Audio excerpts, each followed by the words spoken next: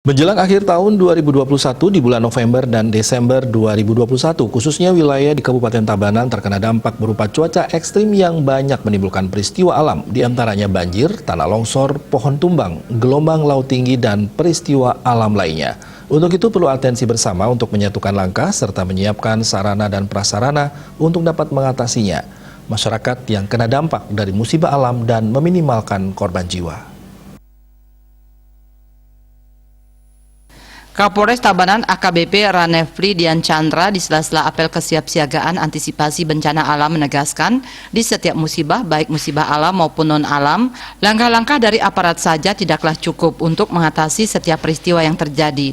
Dengan demikian, hendaknya peran serta seluruh komponen masyarakat ikut bantu-membantu dan bersinergi dengan aparat pemerintah dalam mengatasinya.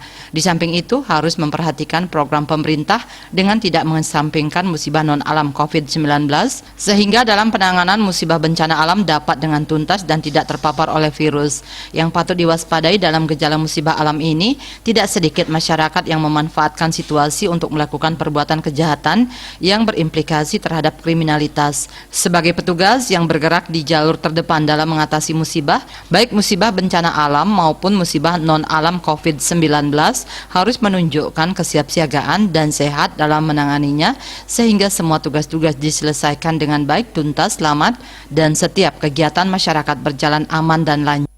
Agar apabila jadi sesuatu yang harus diinginkan, semua komponen yang ada siap bergerak dengan cepat, sehingga diharapkan dengan ketepatan respon kita ini apabila terjadi bencana sekarang dapat meminimalisir dampak dari jatuhnya korban, sehingga hal-hal yang harusnya tidak perlu terjadi dapat kita antisipasi.